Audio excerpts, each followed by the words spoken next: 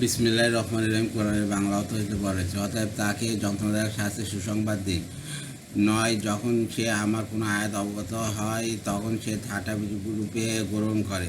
এদের জন্য রয়েছে লাঞ্ছনাদায়ক শাস্তি।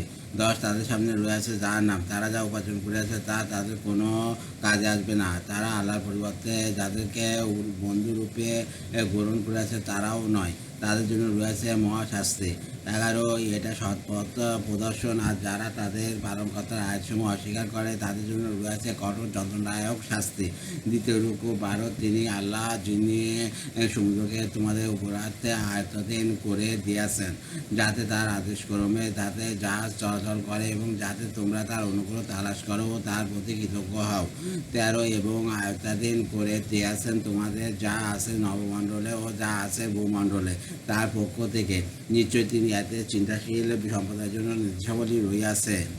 14, মুমিনদেরকে বলুন তারা যেন তাদের ক্ষমা করে যারা আল্লাহর সেই দিনগুলি সম্পর্কে বিশ্বাস রাখে না, যাতে তিনি কোনো সম্প্রদায়কে কৃতকর্মের প্রতিফল দেন।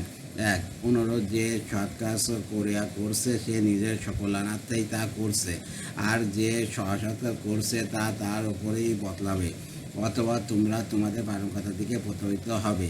16, আমি বনী ইসরায়েলকে কিতাব, রাজত্ব, নবুয়াত দান করিয়াছিলাম এবং তাদেরকে পরিচ্ছন্ন রিজিক দিয়াছিলাম এবং বিশ্ববাসীর ওপর শ্রেষ্ঠত্ব দিয়াছিলাম।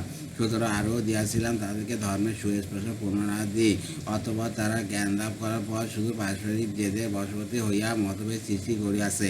তারা যে বিষয়ে মতভেদ করত তা আপনার পালনকর্তা কিয়ামতের দিন তার ফয়সালা করে দেবেন। 18, এরপর আমি আপনাকে রেখেছি ধর্মের এক বিশেষ শরীয়তের উপর, অতএব আপনি এর অনুসরণ করুন এবং অজ্ঞদের খেয়াল খুঁজির অনুসরণ করবেন না। 19, আল্লাহর সামনে তারা আপনার কোনো উপকারে আসবে না। জালেমরা একে অপরের বন্ধু আর আল্লাহ পরেশগারদের বন্ধু। 2, 1 টিকা, অত আয়াতে উল্লেখ আছে আল্লাহ দিবসগুলোর আশা পোষণ করে না। এখানে আল্লাহ দিবসগুলো বলতে সেদিন আল্লাহ পুণ্যবান লোকদের পুরস্কৃত এবং বৎকার লোকদের শাস্তি প্রদান করবেন, আর তা দুনিয়া ও আখিরাতের উভয় স্থানে হতে পারে। ইয়াউম বলা শুধু দিবস অর্থ নয়, এর অর্থ স্মরণীয় ঘটনাসমূহ হয়। পৃথিবীর ইতিহাসে ঘটনাস্থলে দিনগুলি যাতে মানুষের ওপর আপত্তিত হয়েছিল ধ্বংস ও ভয়াবহ পরিস্থিতি, আর চূড়ান্ত প্রতিফল হয় মুক্তি না হয় শাস্তি আখিরাতে হবে। 2, টিকা, অর্থাৎ যদি তুমি তাদের সন্তুষ্টি করার জন্য আল্লাহর দিনের মধ্যে কোনো প্রকার পরিবর্তন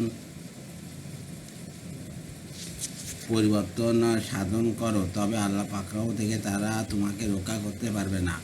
বেশি, এটা মানুষের জন্য জ্ঞানের কথা এবং বিশ্বাসী সম্প্রদায়ের জন্য হেদায়েত ও রহমত। 21, যারা দুষ্কর্ম বর্জন করিয়াছে তারা কি মনে করে যে আমি তাদেরকে সেই লোকদের মতো করে দেব যারা ঈমান আনে ও সৎকর্ম করে এবং তাদের জীবন ও মৃত্যু কি সমান হবে? তাদের দাবি কত মন্দ। 3 রুকু 22, আল্লাহ নবমণ্ডল ও ভূমণ্ডল যথাযথভাবে সৃষ্টি করিয়াছেন যাতে প্রত্যেক ব্যক্তি তার উপার্জনের ফল পায়, তাদের প্রতি জুলুম করা হবে না। 23, আপনি কি তার প্রতি লক্ষ্য করিয়াছেন যে তার খেয়াল খুশিকে স্বীয় উপাস্য স্থির করিয়াছে?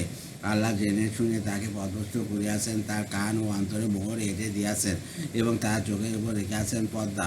অতএব আল্লাহর পর কে তাকে পথ প্রদর্শন করে? তোমরা কি চিন্তা ভাবনা করো না? 24, তারা বলে আমাদের পার্থিব জীবনই তো শেষ, আমরা মরি ও বাঁচি, মহাকালই আমাদেরকে ধ্বংস করে। তাদের কাছে এই ব্যাপারে কোনো জ্ঞান নেই, তারা কেবল অনুমান করে কথা বলে।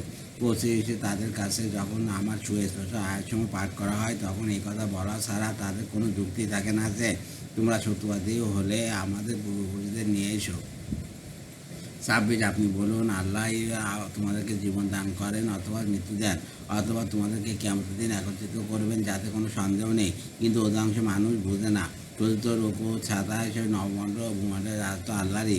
যেদিন কিয়ামত সংযুক্ত হবে সেদিন মিথ্যাপন্থীরা ক্ষতিগ্রস্ত হবে।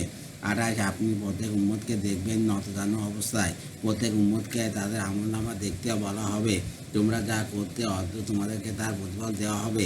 29, আমার কাছে রক্ষিত এই আমলনামা তোমাদের সম্পর্কে সত্য কথা বলবে, তোমরা যা করতে আমি তা লিপিবদ্ধ করতাম। 30, যারা বিশ্বাস স্থাপন করিয়াছে ও সৎকর্ম করিয়াছে তাদের পালনকর্তা স্বীয় রহমতে দাখিল করবেন, এটাই প্রকাশ্য সাফল্য। 31, আর যারা কুফর করিয়াছে তাদেরকে জিজ্ঞাসা করা হবে তোমাদের কাছে কি আয়াতসমূহ পঠিত হতো না? কিন্তু তোমরা অহংকার করিয়াছিলে এবং তোমরাই ছিলে এক অপরাধী সম্প্রদায়।